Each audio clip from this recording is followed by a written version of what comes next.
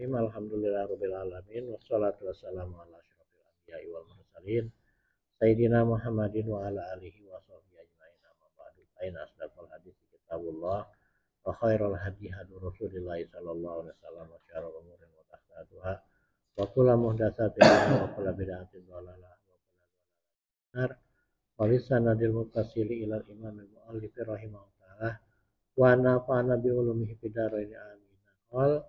Al hadisul ghoribu hadis gharib huwa man faroda bihi rawin, yaitu hadis yang direwatkan oleh seorang rawi. Oh ya, halaman 22 ya. Halaman 22. Wal infiradu imma fi sanadi faqat. Kesendirian ini bisa jadi ada di satu sanad saja. Dalam sanad saja ka'ayyarwiya matnahu jama'atu minas sahabati wa yanfaridu wahidu biriwayatiha an sahabiyin ahor, seperti sebuah matan yang diriwayatkan oleh satu jamaah dari sahabat, artinya banyak sahabat, tapi ada satu silsilah sanad yang meriwayatkan dari satu sahabat saja. Hadisi al-amalu binniyat, seperti hadis innamal amalu binniyat. Fa innahu rawahu Abdul Majid ibni Abdul Aziz an Abi Rawadin an Malikin an Zaid ibni Aslam an Atha ibni Yasar an Abi Sa'id al-Khudri anin Nabi sallallahu alaihi wasallam. Karena hadis ini diriwayatkan oleh hadis ini meriwayatkan Abdul Majid dari Abdul Aziz, Abi Rawad dari Malik, dari Zaid bin Aslam, dari Atha bin Yasar, dari Abi Sa'id al-Khudri, dari Nabi sallallahu alaihi wasallam. Qala al-Khalilu ahta Abdul Majid wa huwa ghoribu ya. Berkata Al-Khalil bahwa Abdul Majid itu dia itu bahwa ghairu mahfuzin, tidak terjaga an Zaid bin Aslam, dari Zaid bin Aslam, diwajib dari satu wajah. Wa amma fi sanadi wal mati ka hadisin nabi an bai'il wala'i wa hibatihi wa huwa al wala'u luhmatun ka luhmatin nasabi wala yubahu wala yuhabu wala yurasu. Adapun yang gharib dari sanad dan matan, seperti hadis tentang larangan untuk menjual beli wala, itu artinya adalah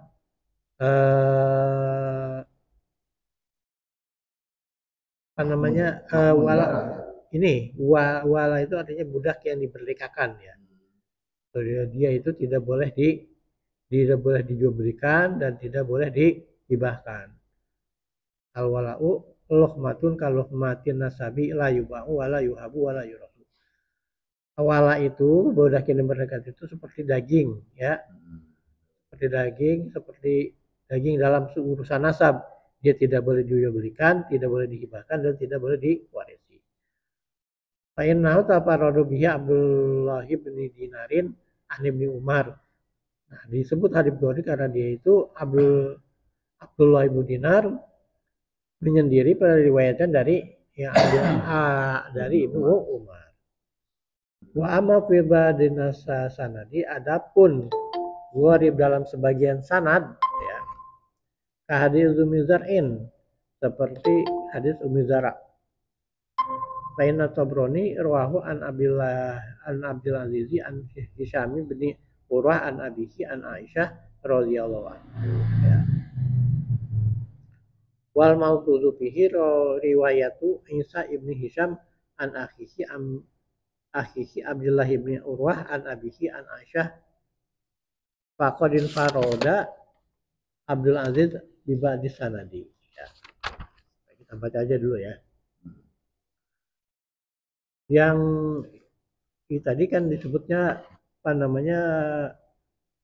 gharib secara dalam sebagian matan. Yang tidak gharib itu adalah yang diriwayatkan oleh Isa ibnu Hisham dari saudaranya Abdullah ibni Urwah dari bapaknya dari Aisyah dan telah infaroda telah menyendiri Abdul Aziz dalam sebagian sanad. Wa ma fi ibradil matni adapun gharib dalam sebagian matan ka hadis zakat al-fitri wa huwa faradhu Rasulullah sallallahu alaihi wasallam zakat al-fitri an Ramadana so'an an tamrin aw so'an min syairin alal abdi wal hurri wal zakari wal unsa wa sawiri wal kabiri minal muslimina. Ya. Adapun yang contoh gharib dalam sebagian matan adalah hadis tentang zakat fitri di mana Rasulullah SAW telah memfardukan zakat fitri pada bulan Ramadan ukurannya 1 sok dari tamar, korma dan gandum. Kemudian dia itu wajib zakat fitri itu wajib ditunaikan oleh hamba sahaya, orang merdeka, laki-laki, perempuan, kemudian laki-laki kecil maupun besar dari kalangan muslimin. Fa inna malikan, karena Malik yang meriwayatkan hadis ini infaroda anta iri ruwatihi menyendiri dalam periwayatannya biqaulihi minal muslimin dengan perkataan dengan minal muslimin. Yang lain tidak meriwayatkannya minal muslimin, hanya Malik saja nih yang meriwayatkan dengan kata-kata minal muslimin. Dalam redaksi lain, riwayat lain itu tidak ada minal muslimin. Wayan qasimul ghoribu ila kismaini, dan hadis gharib itu terbagi kepada 2. Al awalu al gharibul mutlaqu. Pertama adalah gharib mutlak wa huwa man faradi bihi sahabiyun aw tabi'un. Yaitu di sini menyendiri di kalangan sahabat atau tabi'in. Asani yang kedua al gharibu nasabi. Gharib nasabi wa huwa man farabihi ghairuhuma, yaitu yang menyendiri dari selain sahabat dan tabi'in. Dalam hal ini adalah tabi'un. Ya. Itu yang kita bisa baca teksnya. Jadi penjelasan secara umum ya. Penjelasan secara umum ini kan terlalu detail ya bagi kita mengkaji hadis awal ini. Kita jelaskan aja secara umum bahwa hadis gharib itu adalah termasuk hadis ahad. Kita kembali lagi bahwa hadis dari jumlah periwayatnya itu ada yang disebutnya hadis mutawatir dan hadis ahad. Ya, hadis ahad itu macam-macam. Balik lagi ya. Hadis masyhur itu apa? Hadis yang diriwayatkan masyhur. Hadis mutawatir itu hadis yang diriwayatkan oleh banyak sahabat, jumlahnya sampai puluhan bahkan sampai ratusan. Mutawatir itu namanya. Yang keduanya namanya hadis ahad. Hadis ahad itu rupa-rupa ya. Ada namanya hadis masyhur ya. Kalau hadis masyhur itu diriwayatkan oleh 3 orang. Kemudian yang keduanya hadis aziz. Hadis aziz ini diriwayatkan oleh 2 orang. 2 orang gitu. Nah, yang ketiganya namanya hadis gharib. Hadis gharib ini diriwayatkan cuma 1 orang saja. Pada 1 tingkat ya. Secara umum begitu ya. Nah, kalau hadis gharib ini belum tentu sahih. Nah, di antara 3 hadis ahad ya, masyhur, aziz dan gharib, yang paling riskan itu hadis gharib. Kenapa? Diriwayatkan hanya oleh 1 orang saja. Dia bisa juga sahih, bisa juga enggak sahih. Itu bisa dhaif gitu. Cuma makanya kalau gharib itu sangat riskan. Yang riwayatin maksudnya 1 orang. Kalau hadis aziz masih mending. Hadis masyhur juga masih mending. Ya. 2 orang ya. Iya, ada 3 orang, ada 2 orangnya gitu. Kalau hadis ahad, hadis gharib yang diriwayatkan oleh 1 orang, yang namanya 1 orang, nilai kebenaran dan nilai kepercayaan kan lebih rendah. Itu. Jadi sangat riskan. Gitu. Ini adalah namanya kategori hadis ahad. Ya. Contohnya itu tadi ya. Secara umum pengetahuan dasar kita itu saja dulu. Ya, amal niat ya. Enggak, pada inamal amal biniat ini untuk hadis yang diriwayatkan oleh ini dari jalurnya Abdul Majid. Ya. Kalau yang lain berdasarkan jalur yang lain itu bukan hadis gharib. Itu kan Sahih malah Umar bin Khattab yang meriwayatkan. Iya. Enggak, sebenarnya semuanya juga dari Umar bin Khattab. Cuma untuk jalur Abdul Majid ini dia cuma sendiri aja. Sementara yang lain dari jalur yang lain, ya itu banyak yang meriwayatkan. Kategorinya bukan hadis gharib. Ya. Jadi Bapak Ibu sekalian, ini adalah kategori-kategori ini hadis gharib, hadis masyhur, hadis aziz dan seterusnya ya.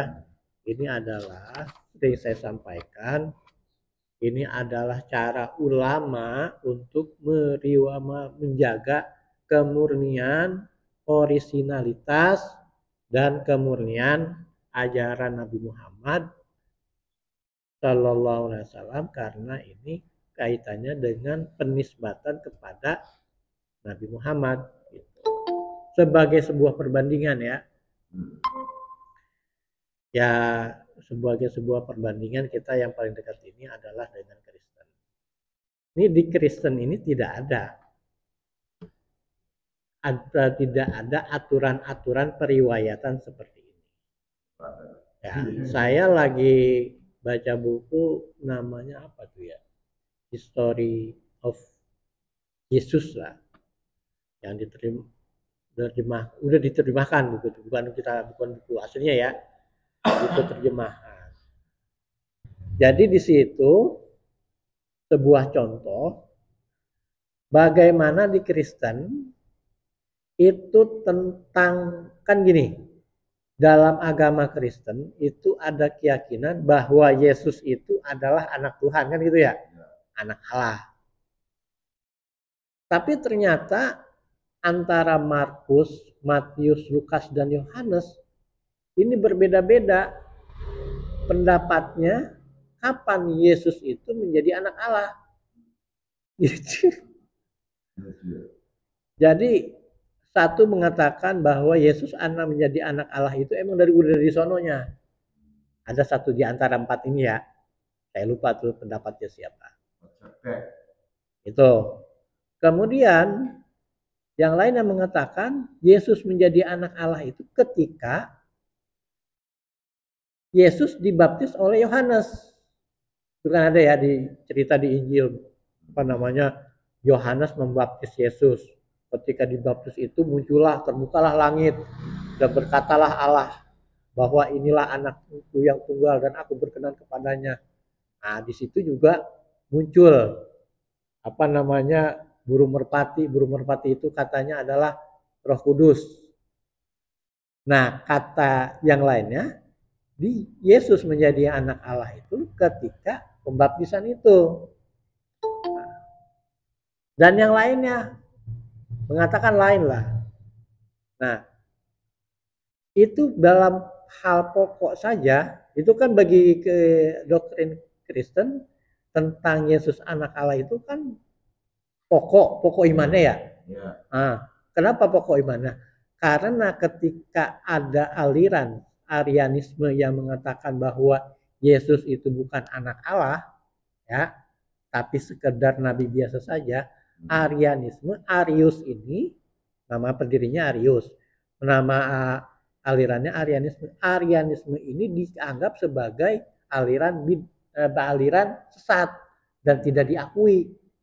Artinya doktrin tentang anak Allah ini menjadi pokok. Nah, pada hal yang pokok saja Kristen itu berbeda pendapat antara empat orang penulis Injil tadi. Itu ya. Atau kemudian tentang kelahiran Yesus. Tentang kelahiran Yesus juga mereka itu berbeda pendapat. Ada yang bilang tanggal sekian dan sebagainya. Bahkan ada saya punya buku tuh, saya pernah dikasih oleh mantan penganutnya, dia apa namanya? Bukan seksi Yehovah, kalau seksi Yehovah mah beda lagi dah. Itu di dalam buku tersebut mereka tuh tidak mengakui bahwa Yesus itu lahir tanggal 25 Desember. Termasuk juga Kristen apa ya? Kristen Ortodok Syria kalau nggak salah tidak mengakui. Ya kalau tidak salah ya. Itu. Nah, jadi pada pokok-pokoknya dan kemudian juga tentang di mana dilahirkannya Yesus itu. Apakah di Bethlehem ataukah di tempat lain? Itu berbeda juga. Gitu. Nah, perbedaan-perbedaan ini kenapa timbul? Karena memang pernah Dionitan itu mempertanyakan itu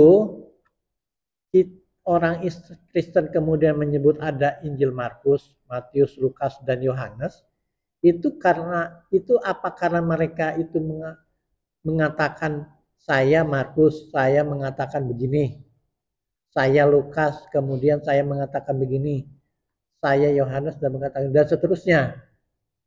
Dionitan pernah tuh bilang kayak begitu. Dijawab oleh siapa tuh?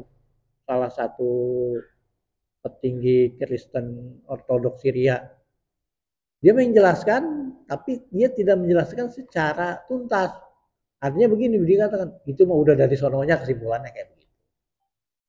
Nah, yang ingin saya katakan ya, kalau bandingkannya dengan tradisi Kristen, hal itu muncul karena memang tradisi untuk validasi sumber berita itu tidak ada. Gitu. Apakah benar Matius itu Injil Matius itu ditulis oleh Matius atau itu cuma orang kemudian mengatakan bahwa itu yang nulis Matius? Beda dengan beda dengan dalam Alkitab itu namanya surat-surat Paulus. Kang Kure. Nah, kalau surat-surat Paulus itu emang disebut Paulus mengatakan begini. Maka kalau itu jadi pas.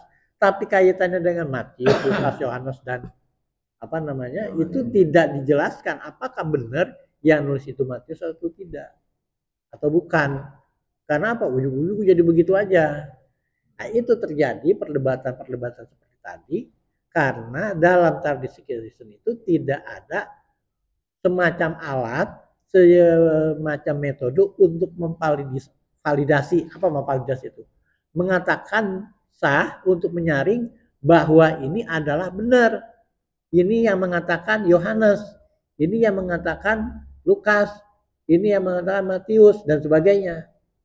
Jadi dilepas begitu aja. Orang-orang kemudian lah yang mengatakan bahwa ini Injilnya begini ditulis oleh Matius dan sebagainya. Sementara dalam Islam ya, jangankan untuk Al-Qur'an. Kalau Al-Qur'an itu kan dari cara meriwayatkannya itu kategorinya mutawatir. Diriwayatkan oleh ratusan orang. Ya, maka dari sisi periwayatan, dari sisi keberadaan Al-Quran itu kita tidak bisa meragukan bahwa Al-Quran itu adalah benar dari Nabi Muhammad SAW. Karena apa? Yang meriwayatkannya, yang menukilkannya, yang membacakannya, yang menyampaikannya itu bukan 1-2 orang, 3 orang, 10 orang, tapi ratusan sahabat lewat proses seleksi. Itu ya. Tuh, kalau masalah Al-Quran. Sementara untuk hadis juga, ulama Islam itu bikin aturan yang ketat. Ya, aturan yang ketat. Kudu benar bahwa ini si Anu yang mengatakan, si Anu yang mengatakan. Gitu kan. Misalnya dalam hal ini, hadis ini diriwayatkan oleh Imam Bukhari. Kenapa? Ada dalam tulisan Imam Bukhari. Itu Imam Bukhari itu punya bukunya. Ini hadis ini diriwayatkan oleh Imam Muslim. Imam Muslim kemudian dikatakan dalam tulisan itu beliau mendapatkannya, saya mendapatkannya dari rawi A, kemudian dari A mendapatkannya dari B dari C dan seterusnya. Emang disebut, nggak ada istilahnya kata-kata orang-orang yang tidak disebut. Jelas lah. Jelas. Jangan kata nggak disebut namanya, nggak disebut namanya. Sekalipun disebut namanya ini kemudian divalidasi lagi.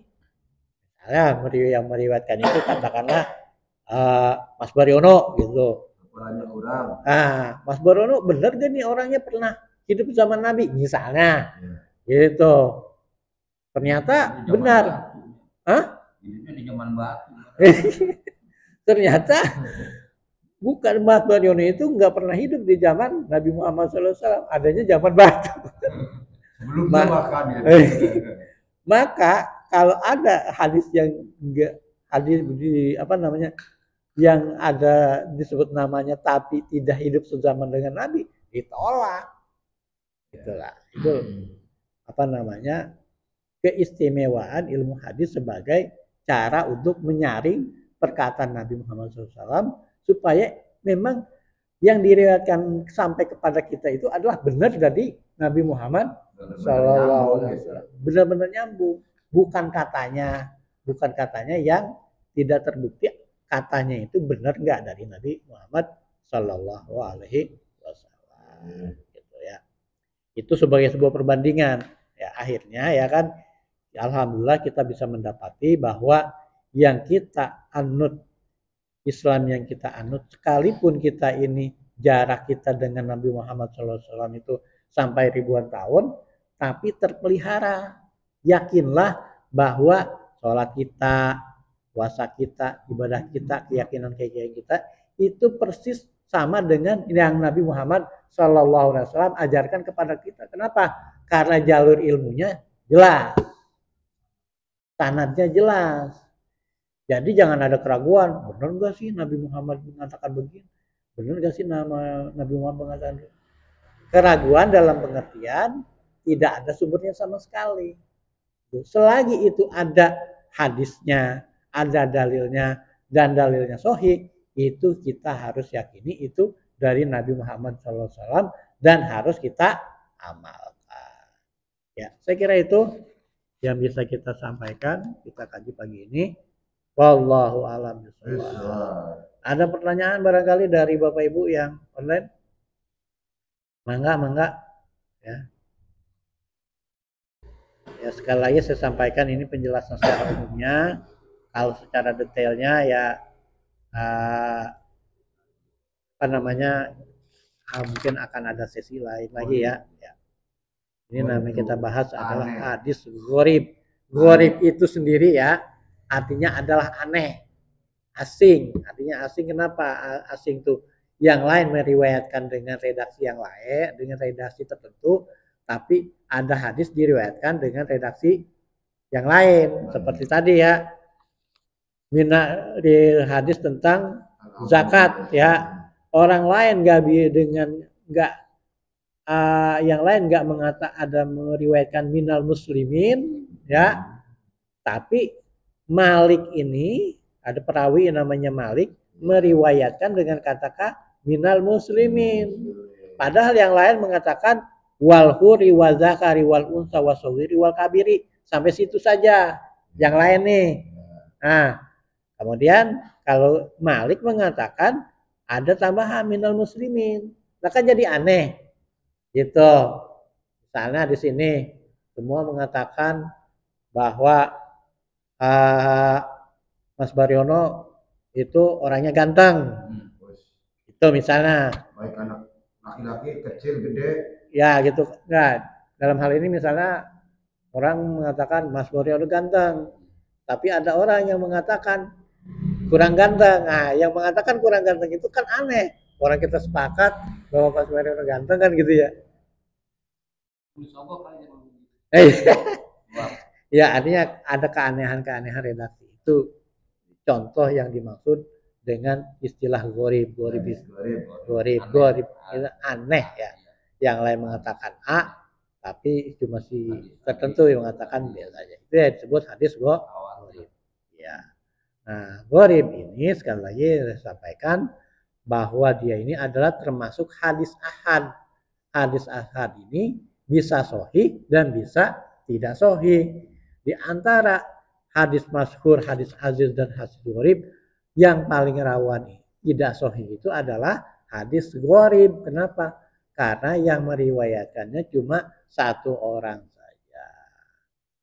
Ya, saya kira itu saja. Kalau tidak ada pertanyaan, wallahu a'lam bishawab. Subhanakallahumma wa bihamdika asyhadu an la ilaha illa anta astaghfiruka wa atubu ilaik. Billahi taufiq wal hidayah. Wassalamualaikum warahmatullahi wabarakatuh. Waalaikumsalam.